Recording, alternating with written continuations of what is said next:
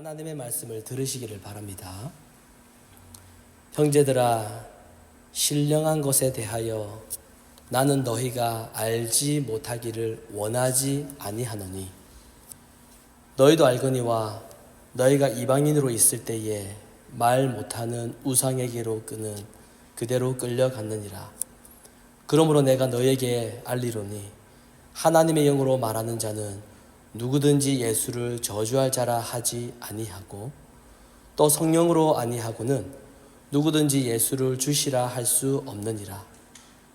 은사는 여러 가지나 성령은 같고 직분은 여러 가지나 주는 같으며 또 사역은 여러 가지나 모든 것을 모든 사람 가운데서 이루시는 하나님은 같으니 각 사람에게 성령을 나타내심은 유익하게 하려 하심이라. 어떤 사람에게는 성령으로 말미암아 지혜의 말씀을, 어떤 사람에게는 같은 성령을 따라 지식의 말씀을, 다른 사람에게는 같은 성령으로 믿음을, 어떤 사람에게는 한 성령으로 병 고치는 은사를, 어떤 사람에게는 능력 행함을, 어떤 사람에게는 예언함을, 어떤 사람에게는 영들 분별함을, 다른 사람에게는 각종 방언 말함을, 어떤 사람에게는 방언들 통역함을 주시나니 이 모든 일은 같은 한 성령이 행하사 그 뜻대로 각 사람에게 나누어 주시는 것이니라. 아멘. 오늘 주신 하나님의 말씀을 가지고 성령으로 아니하고는 이란 주제로 하나님 말씀 증거하도록 하겠습니다. 오늘은 성령 강림 주일입니다.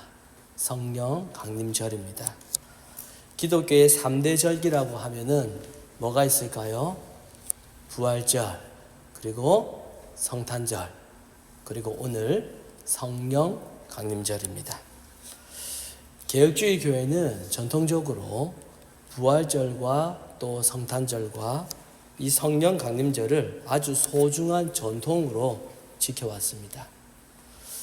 성령 강림주일은 예수님께서 반석 위에 교회를 세우시겠다라고 말씀하셨던 그 교회가 이 땅에서 공식적으로 탄생한 날이기도 합니다. 그래서 이 성령 강림절이라고 하는 것은 이 땅에, 지상에 있는 모든 교회의 생일이라고 할 수가 있습니다. 교회마다 교회가 설립된, 교회가 창립된, 교회마다 설립 기념일 안 챙기는 교회가 다 없습니다. 다 지킵니다. 그렇죠? 교회가 몇 월 며칠 날 세워졌다, 이거 크게 행사를 하고 다 지킵니다. 그러나 사실은 그 이전에 성령 강림절을 기억하고 지키는 것이 더 바람직하고 더 바른 순서다라고 할 수가 있습니다.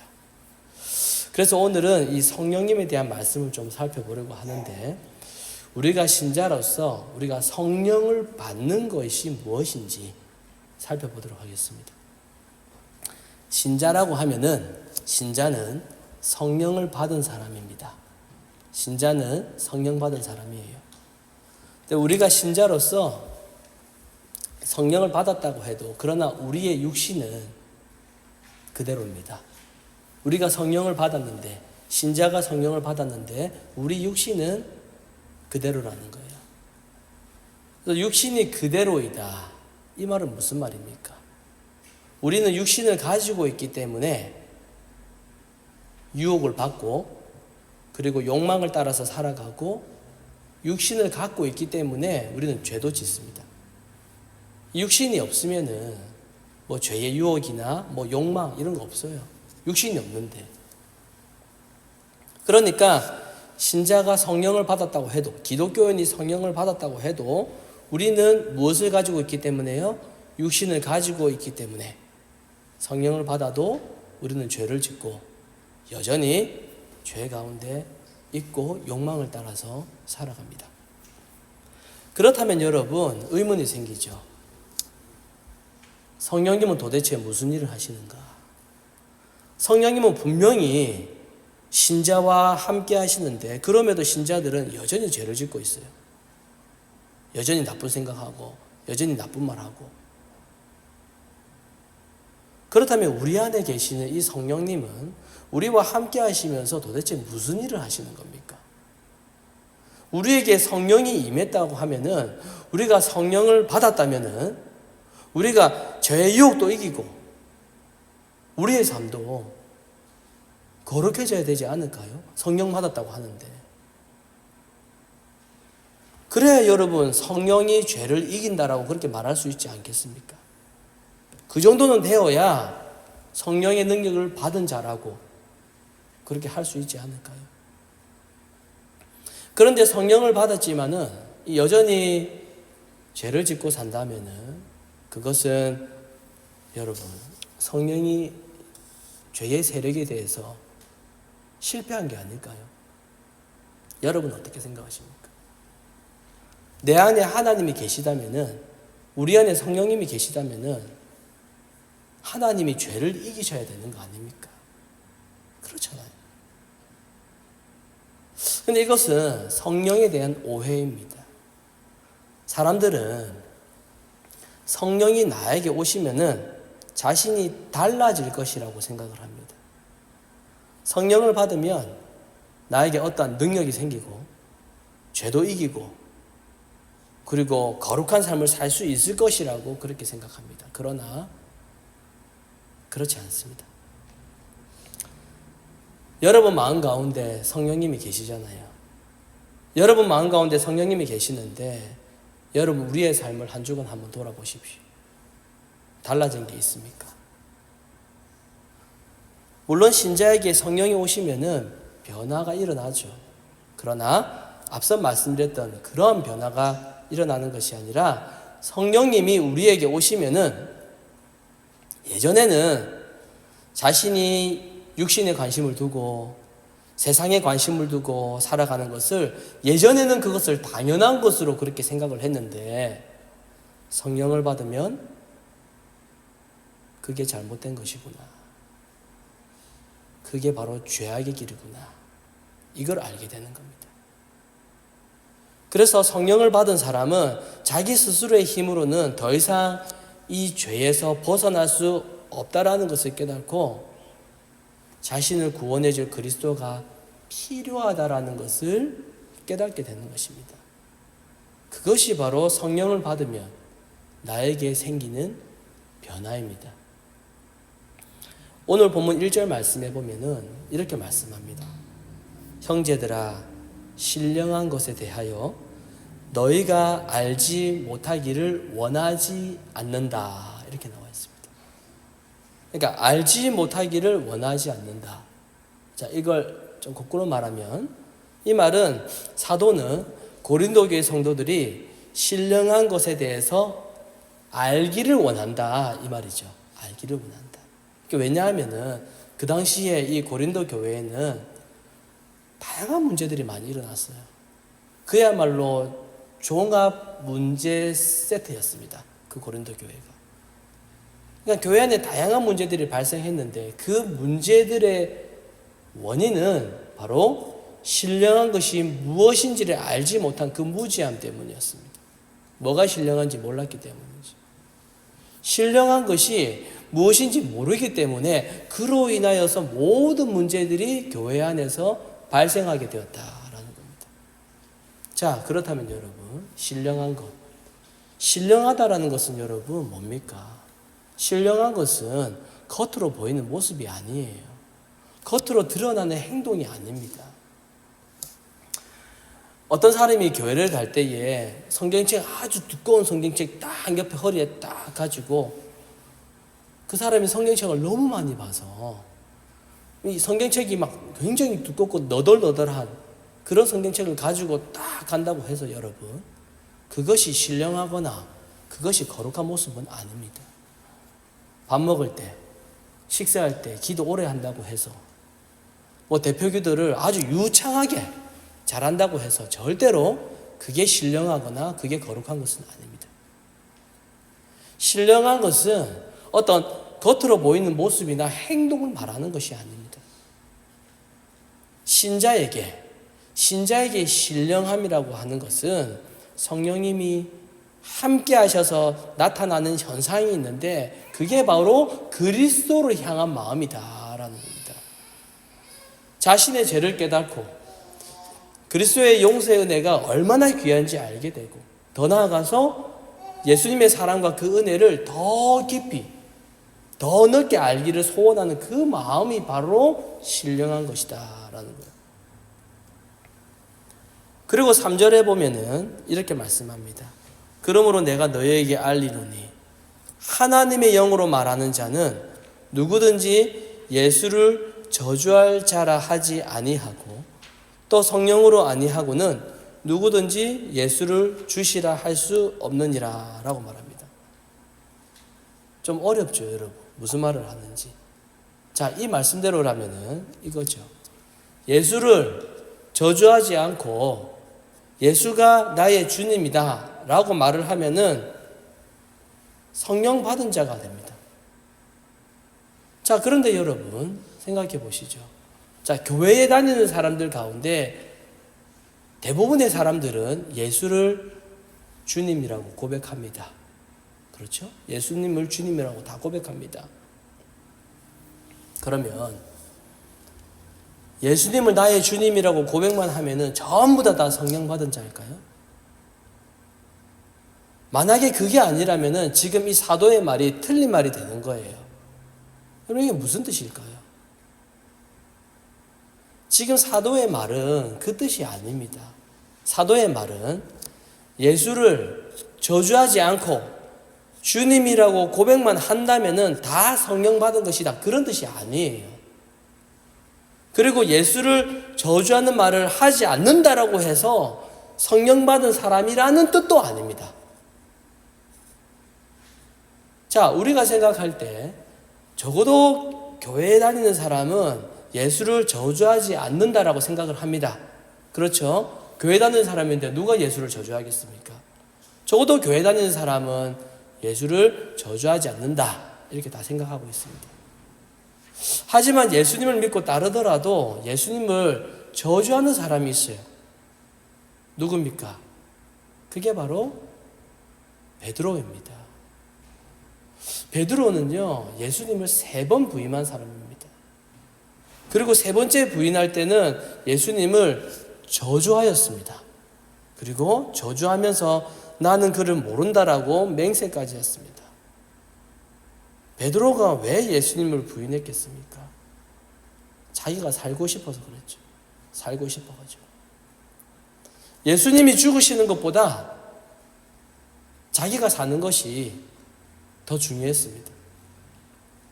이처럼 자기 생존, 자기가 사는 것, 자기의 유익, 이것을 더 중요하게 생각하는 그 인간의 본성이 바로 예수님을 저주하게 만들었습니다. 그런데 베드로의 인간성이 우리의 인간성과 똑같다라는 거예요. 우리도 내가 살기 위해서라면요, 얼마든지 예수를 부인하고 저주하고 있는 사람들이죠. 나의 체면을 위해서라면 얼마든지 예수를 부인할 수 있습니다. 그래서 여러분, 우리가 나의 생존보다 내가 사는 것보다 더 귀한 것이 예수님의 용서의 은혜라는 것을 우리가 깨달지를 못한다면은 우리는 계속해서 나의 생존에 유리한 길만을 가게 되는 겁니다. 그게 바로 예수를 저주하는 것과 똑같습니다. 여러분, 성령은 신자가 예수님을 부인하지 않게 하는 것이 아닙니다. 성령은 신자가 예수님을 저주하지 않게 하는 것이 아닙니다. 성령 받은 사람도 자기를 위해 살아가요. 베드로하고 똑같은 인간성을 가지고 저주하면서 그렇게 살아갑니다. 우리는 매일 부인하고 저주하며 살고 있거든요. 성령님이 우리 안에 계신데도 말이죠. 그렇지 않습니까? 성령님의 일하심은 예수님을 저주하고 부인할 수밖에 없는 이러한 인간의 연약함을 보게 하시는 겁니다. 내가 얼마나 헛된 맹세를 하고 있고, 내가 얼마나 예수님을 부인하고 있고 저주하며 살아가고 있는 인간인지 그걸 보시게 하는 것, 그게 바로 성령님의 일하심입니다. 그렇게 하여서 예수님이 나의 생명이라는 고백을 하도록 만들고 주님이 진정으로 크신 분이다, 이걸 알게 하시는 겁니다. 4절부터는 은사의 문제가 등장을 하는데요, 당시 고린도 교회에는 여러 가지 은사가 있었습니다. 그런데 각자 소유한 은사를 가지고 사람들이 어떻게 하지요? 서로가 누구의 은사가 더 나은지, 더 큰지 비교하면서 경쟁하고 있습니다. 그래서 다툼이 끊이지 않는 거예요. 맨날 그거 가지고 싸웁니다. 이것이 바로 신령한 것에 대해서 알지 못하는 무지함 때문이었습니다.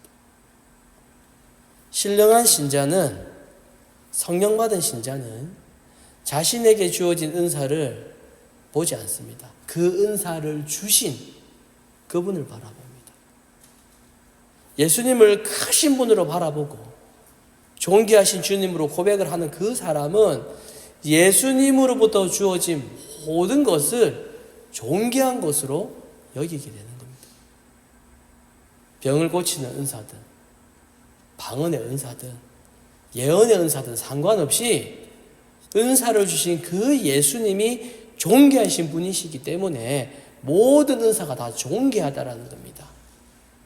이것이 성령이 함께한 신령한 신자의 모습입니다. 사랑하는 성도 여러분, 성령은 나 자신이 아닌, 내가 아니라 주님을 바라보게 하십니다.